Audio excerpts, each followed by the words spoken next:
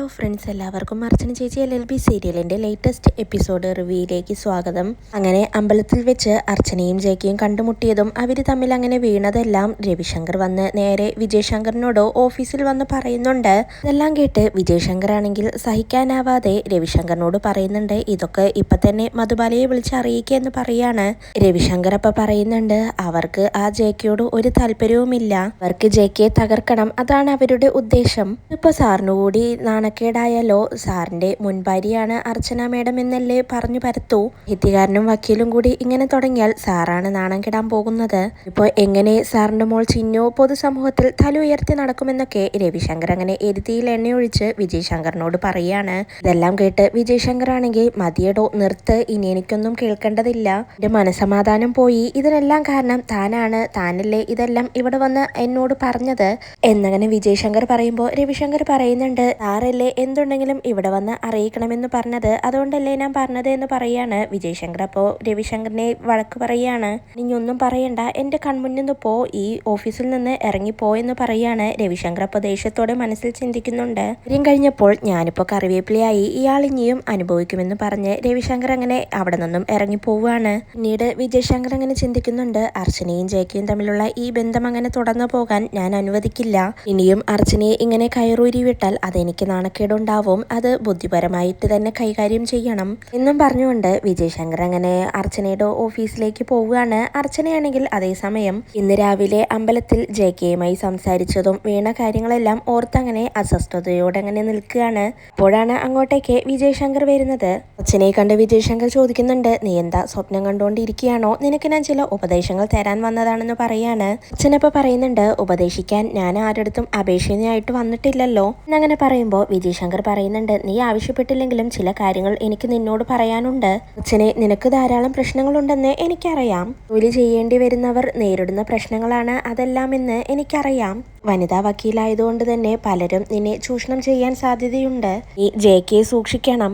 ആ വാടക വീട്ടിൽ താമസിക്കുന്നതും അയാളെ നീ ഇടയ്ക്കിടയ്ക്ക് മീറ്റ് ചെയ്യുന്നതും നിനക്ക് പേരുദോഷമുണ്ടാക്കുമെന്ന് പറയുമ്പോൾ അർച്ചനയ്ക്ക് ഒന്നും മനസ്സിലാവുന്നില്ല. പിന്നീട് അർച്ചന പറയുന്നുണ്ട്, നിങ്ങൾ പറഞ്ഞു തുടങ്ങിയപ്പോൾ എനിക്കൊന്നും മനസ്സിലായില്ല, ഇപ്പെല്ലാം എനിക്ക് മനസ്സിലായി, ഇതിനെക്കുറിച്ച് പേരുദോഷമുണ്ടാക്കാൻ മുൻപന്തിയിൽ നിൽക്കുന്നത് നിങ്ങളാണല്ലോ, ആ നിങ്ങൾ തന്നെ ഇങ്ങനെയൊക്കെ പറയണം. ഇതിനെക്കുറിച്ച് നിങ്ങൾക്ക് ഇങ്ങനെ പറയാൻ കഴിയുന്നത് നിങ്ങളുടെ കാഴ്ചപ്പാടിന്റെ പ്രശ്നമാണ്. ആ കാഴ്ചപ്പാട് മാറാൻ നിങ്ങൾ എന്നെയല്ല ഉപദേശിക്കേണ്ടത്, സ്വയം ആത്മപരിശോധന നടത്തണം. അർച്ചന പറയുമ്പോൾ വിജയശങ്കർ വീണ്ടും പറയുന്നുണ്ട്, നീയും ജയക്കയും തമ്മിലുള്ള റിലേഷൻ ഞാൻ വിശ്വസിക്കുന്നില്ല, പക്ഷേ ഇന്ന് അമ്പലത്തിലുണ്ടായ സംഭവം കുറെ പേര് കണ്ടിട്ടുണ്ട്, അവരാണ് ഇതെല്ലാം എന്നോട് വന്ന് പറഞ്ഞത്. എന്റെയും അയാളുടെയും കണ്ണുകെട്ട് കളി ആർക്കും അറിയില്ലെന്നാണോ നിന്റെ വിചാരം? അയാളൊരു സാഹിത്യകാരനൊക്കെ തന്നെയാണ്, പക്ഷേ അയാൾ ആള് ശരിയല്ല, ആളോടുള്ള ആരാധന മൊത്ത് നീ പോയി കുഴിയിൽ ചാടരുത്, ജയക്കെ നിന്നെ ചതിക്കുമെന്ന് വിജയശങ്കർ അങ്ങനെ പറയുമ്പോൾ തിരിച്ച് അർച്ചന ചോദിക്കുന്നുണ്ട്, വർഷങ്ങൾക്ക് മുന്നേ എന്നെ ചതിച്ച നിങ്ങൾക്ക് ഇത് പറയാനുള്ള എന്ത് യോഗ്യതയാണുള്ളത്? എന്റെ മുന്നിൽ വന്ന് ഇങ്ങനെ നിന്ന് സംസാരിക്കാൻ നിങ്ങൾക്ക് നാണമില്ലേ? നിങ്ങൾക്ക് എന്റെ മേലുള്ള അധികാരം നിങ്ങളുടെ മകളുടെ പേരിലാണെങ്കിൽ പാചകം ഇനി മേലാൽ പറഞ്ഞു പോകരുത്. അധികാരം മകളോട് മാത്രം മതി, ഞാൻ എങ്ങനെ ജീവിക്കുന്നുവെന്ന് അവൾ അന്വേഷിക്കേണ്ട കാര്യമില്ലെന്ന് ഞാൻ നിങ്ങളോട് പലവട്ടം പറഞ്ഞിട്ടുണ്ട്. എന്തിനാണ് നിങ്ങൾ എന്റെ പിന്നാലെ ഇങ്ങനെ വരുന്നത്? നിങ്ങൾ ആദ്യം നിങ്ങളുടെ ഭാര്യയുടെ കാര്യം നോക്ക്.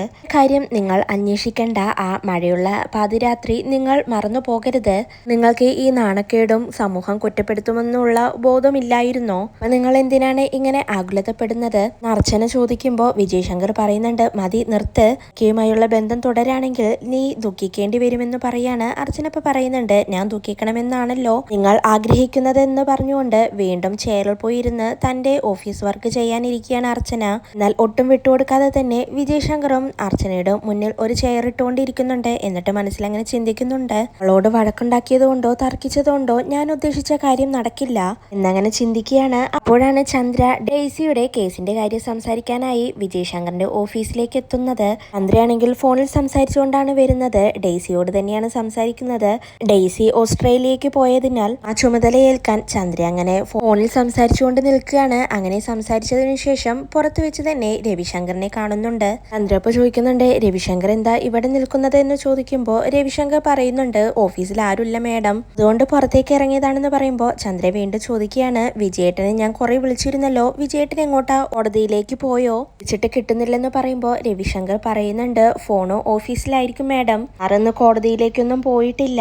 ഇന്നങ്ങനെ രവിശങ്കർ പറയുമ്പോൾ ചന്ദ്രയ്ക്ക് വീണ്ടും സംശയം തോന്നുകയാണ്, ഈ ഫോൺ ഇതിവിടെ വെച്ചിട്ട് വിജയേട്ടൻ പിന്നെ എങ്ങോട്ടാണ് പോയത്, ചോദിക്കുന്നതൊന്നും രവി കേൾക്കുന്നില്ല. എങ്ങോട്ടാണ് പോയത്, രവി എന്നോട് സത്യം പറഞ്ഞില്ല എങ്കിൽ ഞാനിനി വിജയേട്ടന്റെ ഓഫീസിൽ വർക്ക് ചെയ്യില്ല, സത്യം തുറന്നു പറയെന്ന് ചന്ദ്ര അങ്ങനെ ഭീഷണിപ്പെടുത്തുമ്പോൾ രവിശങ്കർ പറയുന്നുണ്ട്, മാഡം ഞാനാണ് ഈ കാര്യം പറഞ്ഞതെന്ന് സാറ് അറിയരുത്, സാറ് കുറച്ചു മുന്നേ അർച്ചന മാഡത്തിന്റെ ഓഫീസിലേക്ക് പോകുന്നത് കണ്ടു, ഇതിനാണ് പോയതെന്നൊന്നും എനിക്കറിയില്ല മാഡം, ഞാൻ അവിടെ പോയി നോക്കിയപ്പോൾ അർച്ചന മാഡം മാത്രമേ ഓഫീസിലുള്ളൂ, സാർ അവിടെ ഉള്ളത് കൊണ്ട് ഞാൻ അങ്ങോട്ടേക്ക് കയറിയില്ല എന്നെല്ലാം രവിശങ്കർ അങ്ങനെ പറയുമ്പോൾ ഇതെല്ലാം കേട്ട് ആകെ ഞെട്ടിത്തരിച്ച് അങ്ങനെ നിൽക്കുകയാണ് ചന്ദ്ര. അതിനുശേഷം ജയശങ്കർ ആണെങ്കിൽ വളരെ മാന്യമായി സൗമ്യമായി എങ്ങനെയെങ്കിലും അർച്ചനയെ ജയിക്കുകയുമായുള്ള റിലേഷനിൽ നിന്ന് പിന്തിരിപ്പിക്കാനായിട്ട് സംസാരിക്കുകയാണ്. എന്നോടുള്ള ദേഷ്യത്തിൽ ഞാൻ എന്തൊക്കെയോ പറഞ്ഞു, നിന്നോട് ഞാൻ സമീപനം കാണിച്ചത് ശരിയായില്ല, നന്മയെ ഉദ്ദേശിച്ച് മാത്രമാണ് ഞാൻ ഇതെല്ലാം പറഞ്ഞത്, ഇതിന് നീ എന്നെ തെറ്റിദ്ധരിക്കണ്ട എന്നൊക്കെ വളരെ താഴ്മയോടെ അങ്ങനെ വിജയശങ്കർ സംസാരിക്കുന്നത് കേട്ട് അർച്ചനയ്ക്കാണെങ്കിൽ ആകെ ഒരു പന്തികേട് തോന്നുകയാണ്, ഇയാൾ എന്താണ് ഇങ്ങനെയൊക്കെ സംസാരിക്കുന്നത്, ഇതിലെന്തോ ചതിയുണ്ടെന്ന് അർച്ചനയ്ക്ക് അങ്ങനെ മനസ്സിലാവുകയാണ്. അപ്പോഴേക്കും ഇതെല്ലാം കണ്ടുകൊണ്ട് ചന്ദ്ര അങ്ങോട്ടേക്ക് വരികയാണ്. അവരങ്ങനെ സംസാരിച്ചു നിൽക്കുന്നത് ചന്ദ്ര അങ്ങനെ ഒളിഞ്ഞു നിന്ന് കാണുന്നുണ്ട്. വീണ്ടും വിജയശങ്കർ പറയുന്നുണ്ട്, നീ എന്നെ ഒരു ചതിയനായിട്ടാണ് അർച്ചനയെ കാണുന്നതെന്ന് എനിക്കറിയാം, പക്ഷേ ദോഷമുണ്ടാകുന്ന കാര്യം നിന്റെ ശ്രദ്ധയിൽപ്പെടുത്താതിരിക്കാൻ എനിക്കാവില്ലല്ലോ, ഒക്കെ ആയാലും നമ്മള് കുറച്ചു കാലം ഒരുമിച്ച് ജീവിച്ചതല്ലേ, ഓടുള്ള ദേഷ്യം മാറ്റിവെച്ചതിന് ശേഷം ഞാൻ പറഞ്ഞ നല്ല കാര്യങ്ങളെ കുറിച്ച് നീ ചിന്തിക്കണം, ജീവിതത്തിൽ നമുക്ക് കുറച്ച് മാറ്റങ്ങളൊക്കെ വേണ്ടേ, ആ മാറ്റങ്ങൾ ചിലപ്പോൾ നമുക്ക് നേട്ടങ്ങൾ ഉണ്ടാക്കും, ഇന്നുവിന്റെ ഭാവി കൂടി നമ്മൾ നോക്കണ്ടേ, അതുകൊണ്ടാണ് ഞാൻ ഇതെല്ലാം പറയുന്നതെന്ന് വിജയശങ്കർ അങ്ങനെ പറയാണ്. ഇതെല്ലാം കേട്ട് സഹിക്കാനാവാതെ ദേഷ്യപ്പെട്ടുകൊണ്ട് അർച്ചന പറയുന്നുണ്ട്, ദേ അന്ന് നിങ്ങൾ ഇവിടെ വന്നപ്പോൾ എനിക്ക് നിങ്ങളോട് പറയാതെ പറയേണ്ടി വന്നു ഇവിടെ നിന്ന് ഇറങ്ങിപ്പോവാൻ, ഇപ്പോൾ ഞാൻ പറയാണ്, ദയവായി നിങ്ങളൊന്ന് ഇവിടെ നിന്ന് പോയി തരാമോ എന്ന് കൈകൂപ്പിക്കൊണ്ട് അർച്ചന അങ്ങനെ വിജയശങ്കറിനോട് പറയാണ്. ദയവായി ഇങ്ങനെയുള്ള കാര്യങ്ങൾ പറഞ്ഞ് ഇനി എന്റെ ഓഫീസിലേക്ക് വന്നു പോകരുത് എന്നെല്ലാം അർച്ചന അങ്ങനെ പറയുമ്പോൾ വിജയശങ്കർ ആണെങ്കിൽ ദേഷ്യം മനസ്സിലങ്ങനെ കടിച്ചു പിടിച്ച് നിൽക്കുകയാണ്. അപ്പോഴാണ് അങ്ങോട്ടേക്ക് ഇതൊന്നും സഹിക്കാനാവാതെ ചന്ദ്ര കയറി വരുന്നത്. ചന്ദ്ര എന്നിട്ട് ഒന്നും അറിയാത്തതുപോലെ വിജയശങ്കറിനോട് ചോദിക്കുന്നുണ്ട്, ആ വിജയേട്ടൻ ഇവിടെ ഉണ്ടായിരുന്നോ, വിജയേട്ടൻ എന്താണ് ഈ ഓഫീസിൽ കാര്യം, വിജയേട്ടന്റെ ഓഫീസ് ഇങ്ങോട്ടേക്ക് മാറ്റിയോ, ഇതൊക്കെ എപ്പോ നടന്നു എന്നെല്ലാം പരിഹസിച്ചുകൊണ്ട് അങ്ങനെ ചോദിക്കുകയാണ്. വിജയശങ്കർ ആണെങ്കിൽ ചന്ദ്രയുടെ മുന്നിൽ പിടിച്ചു നിൽക്കാനാവാതെ ഫോണും എടുത്തുകൊണ്ട് അവിടെ നിന്നും വേഗം ഓഫീസിലേക്ക് പോകുന്നുണ്ട്. അതിനുശേഷം ചന്ദ്ര അർച്ചനയോട് ചോദിക്കുന്നുണ്ട്, അല്ല ഇതൊക്കെ എന്താ ഇവിടെ പതിവാണോ എന്നങ്ങനെ ചോദിക്കുമ്പോൾ അർച്ചന പറയുന്നുണ്ട്, ആ ചോദ്യം നീ എന്നോട് ചോദിക്കണ്ട, നീ പോയി നിന്റെ ഭർത്താവിനോട് ചോദിക്കുകയെന്ന് അർച്ചന അങ്ങനെ പറയുമ്പോൾ ചന്ദ്രയാണെങ്കിൽ ഒന്നും മിണ്ടാതെ ദേഷ്യം വന്ന് നേരെ വിജയശങ്കറിന്റെ അടുത്തേക്ക് പോവുകയാണ്. വിജയശങ്കർ ആണെങ്കിൽ മനസ്സിലങ്ങനെ ചിന്തിക്കുന്നുണ്ട്, ചന്ദ്ര ഇപ്പൊ എന്തിനാണ് ഇങ്ങോട്ടേക്ക് വന്നത്, അവൾക്ക് എന്നെ ഒന്ന് വിളിച്ചു ചോദിച്ചിട്ട് വന്നാൽ മതിയായിരുന്നല്ലോ, അവളിഞ്ഞിപ്പോ എന്തെങ്കിലുമൊക്കെ കേട്ടിട്ടുണ്ടാവോ, വീണ്ടും അവൾ എന്നെ തെറ്റിദ്ധരിച്ചിട്ടുണ്ടാവുമോ എന്നൊക്കെ പേടിച്ചങ്ങനെ വിജയശങ്കർ ഓരോന്ന് ചിന്തിച്ചുകൊണ്ട് നിൽക്കുമ്പോഴാണ് അങ്ങോട്ടേക്ക് ചന്ദ്ര വരുന്നത്. പിന്നീട് വീണ്ടും അർച്ചനയുടെ പേരും പറഞ്ഞ് ചന്ദ്രയും വിജയശങ്കറും തമ്മിൽ അവിടെ വെച്ച് വഴക്കുണ്ടാവുകയാണ്. നിങ്ങളെ ഒരിക്കലും വിശ്വസിക്കാൻ പറ്റില്ല, നിങ്ങളെ ഞാൻ ഇനി ഒരിക്കലും വിശ്വസിക്കുകയുമില്ല, നിങ്ങൾ എന്നോട് പറഞ്ഞ കാര്യങ്ങളൊന്നും എനിക്ക് വ്യക്തമല്ല, ഞാൻ നിങ്ങളെ 3 തവണ വിളിച്ചു, നിങ്ങൾ കോൾ എടുത്തില്ല, അതുകൊണ്ടാണ് ഞാൻ ഇങ്ങോട്ടേക്ക് വന്നത്, അസോസിയേറ്റ്സ് അപ്പുറത്ത് വന്നതിനു ശേഷം നിങ്ങൾക്ക് എന്താണ് കേസുകൾ കുറയാൻ കാരണം, നിങ്ങൾക്കിപ്പോ കേസിലല്ല താല്പര്യമില്ലെന്നും മറ്റു ചില കാര്യങ്ങളിലാണെന്നും എനിക്ക് നന്നായിട്ട് അറിയാം, ഓഫീസ് എത്രയും പെട്ടെന്ന് ഇവിടെ നിന്ന് മാറ്റണം, അല്ലെങ്കിൽ നിങ്ങൾ തകർന്നു പോകും വിജയേട്ടാ, നിങ്ങളുടെ വക്കീൽ പണി ഇവിടെ ശരിയാവില്ല എന്ന് ചന്ദ്ര അങ്ങനെ പൊട്ടിത്തെറിച്ച് പറയുകയാണ്. വിജയശങ്കർ അപ്പൊ പറയുന്നുണ്ട്, ഞാൻ എവിടെ ജോലി ചെയ്യണമെന്ന് ഞാനാണ് തീരുമാനിക്കുന്നത്, നെയ്യിപ്പ് എന്തിനാണ് ഇവിടെ വന്നത് അത് പറഞ്ഞിട്ട് പോയെന്ന് പറയുമ്പോൾ ചന്ദ്ര പറയുന്നുണ്ട്, എന്ന കാര്യം സംസാരിക്കാൻ ഇനി എനിക്ക് താല്പര്യമില്ല, അപ്പോൾ ഇങ്ങോട്ടേക്ക് നേരിട്ട് വന്നതുകൊണ്ട് ഇവിടെ നടക്കുന്നതെല്ലാം എനിക്ക് കാണാൻ പറ്റിയല്ലോ, പോവാണെന്ന് പറഞ്ഞ് ചന്ദ്ര അങ്ങനെ അവിടെ നിന്നും ഇറങ്ങി പോവാണ്.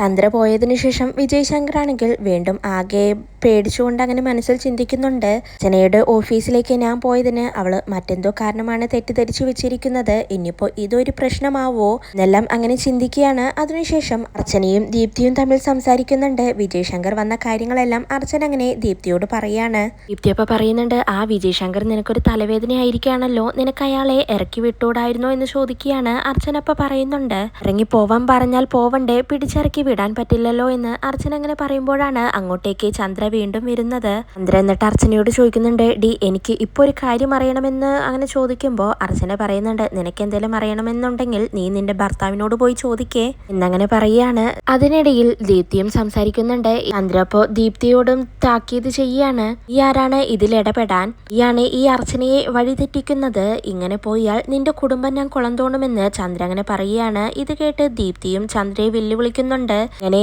നിങ്ങൾ തകർക്കാൻ നോക്കിയാൽ തകരുന്ന കുടുംബമൊന്നുമല്ല എന്റേത്, അങ്ങനെയെങ്കിൽ നിങ്ങളൊന്ന് നോക്കിയോക്ക് എന്നൊക്കെ പറയാണ്. അർച്ചന അപ്പോൾ ചന്ദ്രയോട് ചോദിക്കുന്നുണ്ട്, ചന്ദ്രേ എന്താണ് നിന്റെ ഉദ്ദേശം, ഇത് എന്റെ ഓഫീസാണ്, ഇവിടെ വന്ന് ആവശ്യമില്ലാത്ത കാര്യങ്ങൾ പറയരുതെന്ന് അർച്ചന അങ്ങനെ പറയുമ്പോൾ ചന്ദ്ര പറയുന്നുണ്ട്, എന്റെ ഓഫീസിൽ സകല അനാവശ്യങ്ങളും നിനക്ക് നടത്താം അല്ലേ, നീ വക്കീലായതിനു ശേഷം നിനക്ക് പല മാറ്റങ്ങളുമുണ്ട്, JK എന്ന എഴുത്തുകാരനെ അയൽവാസിയാക്കി നീ മാറ്റിയെടുത്തു, എന്നിട്ടിപ്പോ അയാളുടെ ഭാര്യയെ കണ്ണീര് കുടിപ്പിക്കുന്ന കഥയൊക്കെ എനിക്കറിയാം എന്ന് ചന്ദ്ര പറയുമ്പോൾ അർച്ചന ചന്ദ്രയോട് പറയുന്നുണ്ട്, ചന്ദ്രയെ സൂക്ഷിച്ച് സംസാരിക്കണമെന്ന് പറയാണ്. ചന്ദ്ര അപ്പൊ പറയുന്നുണ്ട്, ഇത്രയും കാലം നിന്നോട് ഞാൻ സൂക്ഷിച്ച് തന്നെയാണ് സംസാരിച്ചത്, ഏതായാലും അതുണ്ടാവില്ല, നിന്റെ യഥാർത്ഥ സ്വഭാവം എനിക്ക് ഇപ്പോഴാണ് മനസ്സിലായതെന്ന് ചന്ദ്ര അങ്ങനെ അർച്ചനയുടെ മുഖത്ത് നോക്കി പറയാണ്. ഇത് കേട്ട് സഹിക്കാനാവാതെ അർച്ചന ചന്ദ്രയുടെ കരണം പുകച്ചൊന്ന് കൊടുക്കുകയാണ്. ഇതോടെയാണ് ഇന്നത്തെ എപ്പിസോഡ് അവസാനിക്കുന്നത്.